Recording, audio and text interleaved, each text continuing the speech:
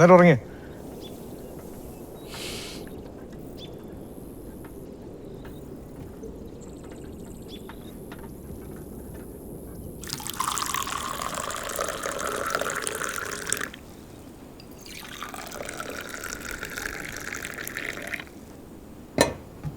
എനിക്ക് വിത്തൗട്ട് കട്ടണ ഇഷ്ടം. അത് തുളസിയാ. എന്ത് അസുഖം വന്നാലും എൻ്റെ മരുന്ന് ഇതാ. വേദനയൊക്കെ ഇപ്പൊ പോവും. നോക്കോ.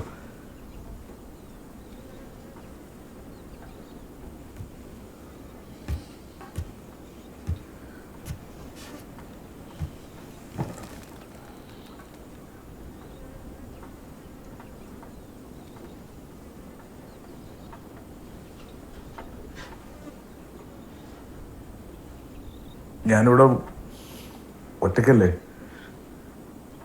അതുകൊണ്ട് മിണ്ടിയും പറഞ്ഞിരിക്കാൻ ഒരാളെ കിട്ടിയപ്പോൾ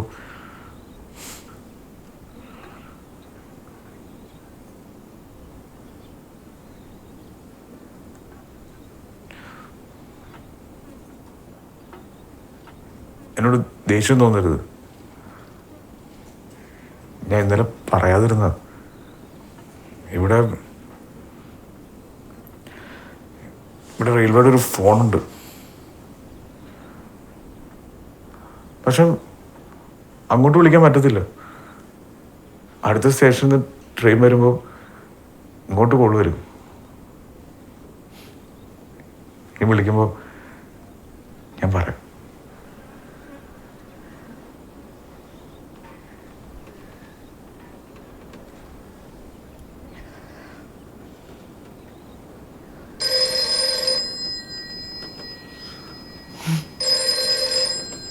നല്ല ഭാഗ്യമുണ്ടല്ലോ, ഇത് goods train.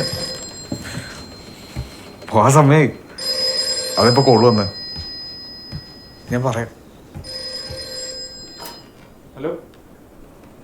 Okay sir. Sir പിന്നെ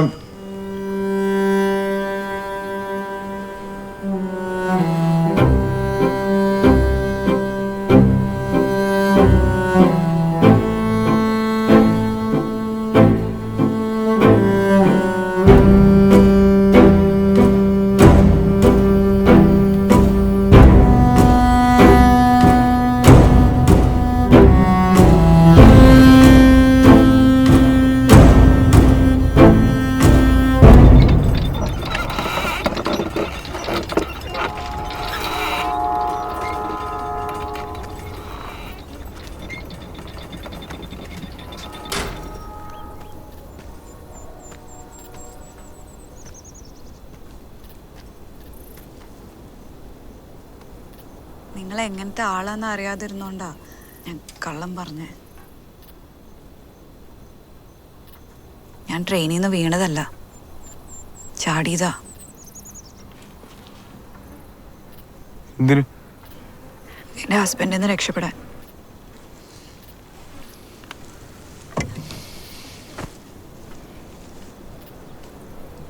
എന്താ പേര്? ചേത്താലി. ഞാൻ ഒരു ഡോക്ടറാ, സൈക്യാട്രിസ്റ്റ്. ഹസ്ബൻഡ്?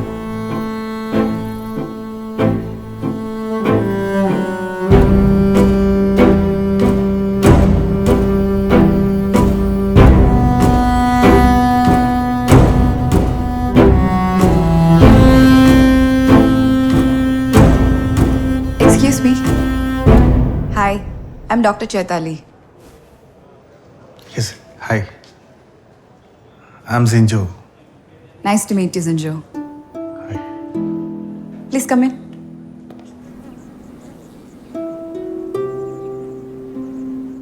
അയാൾ ഒത്തിരി സ്നേഹിച്ചിരുന്ന അയാളുടെ ഭാര്യ ഒരു നിസ്സാര കാര്യത്തിന് ആത്മഹത്യ ചെയ്തു. അത് അയാളെ മാനസികമായിട്ട് ഒരുപാട് തളർത്തി. സിവിയർ ഡിപ്രഷനിലാണ് സിഞ്ചു എന്നെ കാണാൻ വരുന്നത്.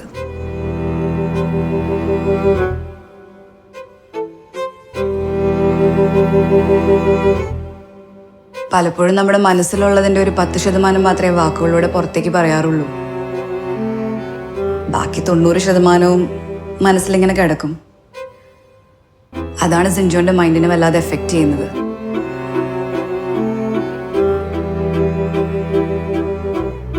പറയാതെ ബാക്കി വെച്ച കാര്യങ്ങളൊക്കെ നമുക്ക് പുറത്തേക്ക് കൊണ്ടുവരാം. എനിക്ക് നിങ്ങളോടൊന്നും പറയാനില്ല. എനിക്ക് പറയാൻ പറ്റില്ല. എനിക്ക് കംപ്ലീറ്റ് ഡാർക്കാണ്. Feel nothingness. ഞാൻ എൻ്റെ ലൈഫിലെ ഏറ്റവും മോശമായ സിറ്റുവേഷനിലാണ്. Rock bottom level of my life. Then there is only one way to go now, and that's upwards. Nothingness ആണ് ഒരു പുതിയ തുടക്കത്തിന് ഏറ്റവും നല്ലത്. So let's have a fresh start. എൻ്റെ ആദ്യത്തെ പേഷ്യൻ്റ് ആയതുകൊണ്ട് this case was very close to my heart, and eventually he also became really special.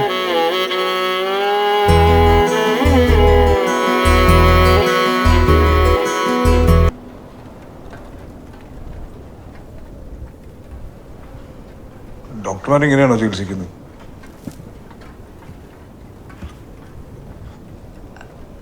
May be എൻ്റെ കെയറിങ്ങിൻ്റെ ഒരു ഡെപ്ത് ആയിരുന്നിരിക്കാം. അത് അയാളുടെ മനസ്സ് തുറക്കാനായിട്ട് ഒത്തിരി സഹായിച്ചു. എനിക്ക് സ്റ്റാർട്ടഡ് ഇംപ്രൂവിങ് എ ലോട്ട്. അയാളും എനിക്ക് നല്ലൊരു സുഹൃത്തായി മാറിയിരുന്നു.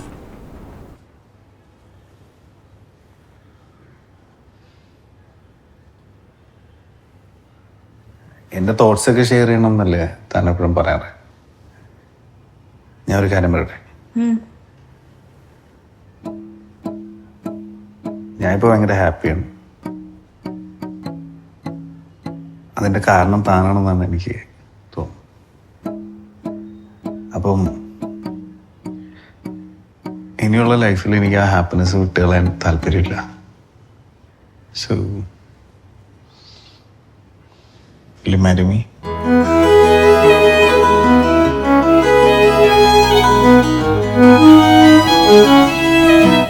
അയാൾക്ക് ഭ്രാന്തല്ലായിരുന്നു? അപ്പോഴേക്ക് സിഞ്ചോന്റെ അസുഖം പൂർണ്ണമായിട്ട് മാറിയിരുന്നു. സിഞ്ചോ? ഒരു മരുന്നിന്റെ പേര് പറയും.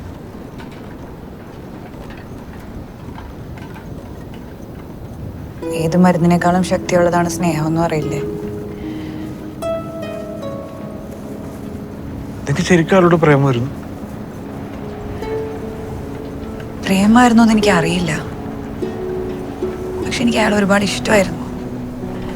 അയാളുടെ സംസാരം, അയാളുടെ പെരുമാറ്റം, ഹിസ് പ്രസൻസ്. ഞാൻ അയാളുടെ കമ്പനി ഒരുപാട് എൻജോയ് ചെയ്തിരുന്നു. അതാ പെട്ടെന്ന് അങ്ങനെ ചോദിച്ചപ്പോ ഞാൻ അധികം ആലോചിച്ചില്ല. അങ്ങനെയുള്ള ഘട്ടം നിങ്ങളുടെ വീട്ടുകാർ സമ്മതിച്ചു? നിങ്ങൾ ചോദിച്ചു തന്നെ അവരും പറഞ്ഞത്. ഇയാൾക്ക് ഭ്രാന്തല്ലേ, ഇയാളുടെ മുൻ ഭാര്യ ആത്മഹത്യ ചെയ്തതല്ലേ, അയാളെ കുറിച്ച് നമുക്കൊന്നും അറിയില്ലല്ലോ എന്ന്. പക്ഷെ എനിക്കെന്തോ ഞങ്ങളുടെ കാര്യത്തില് വളരെ ഉറപ്പായിരുന്നു.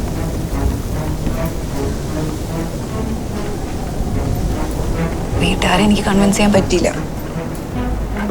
എനിക്കും വാശിയായി. വീട്ടുകാരെ അറിയാതെ ഞാൻ അയാളെ കല്യാണം കഴിച്ചു.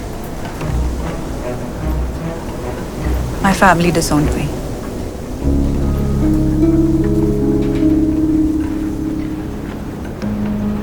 Everything was going all right. പക്ഷെ അതധികം കാലം നീണ്ടു നിന്നില്ല. തൊട്ടതിനും പിടിച്ചതിനൊക്കെ ദേഷ്യപ്പെടുന്ന സിഞ്ചോന്റെ വേറൊരു മുഖം പുറത്തു വരാൻ തുടങ്ങി. പിന്നെ ദേഷ്യം വരുമ്പോ അയാളുടെ കണ്ണിൽ ഭ്രാന്തിന്റെ ലക്ഷണങ്ങൾ ഞാൻ കണ്ടു. Why are you doing this to me? Huh? Don't interfere in my matters.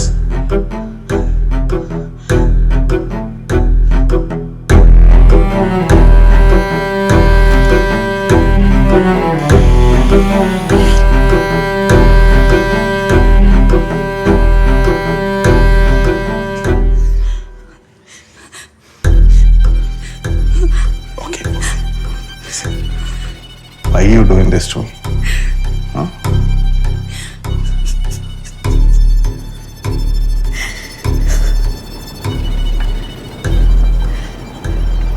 പിന്നെ പിന്നെ അയാൾ ഒരുപാട് വയലന്റ് ആവാൻ തുടങ്ങി. എന്നെ കൊണ്ട് കൺട്രോൾ ചെയ്യാൻ പറ്റുന്ന ഒരു അവസ്ഥയായിരുന്നില്ല അത്. ഡ്രഗ്സ് കിട്ടിയില്ലെങ്കിൽ വളരെ ക്രൂരമായിട്ട് എന്നെ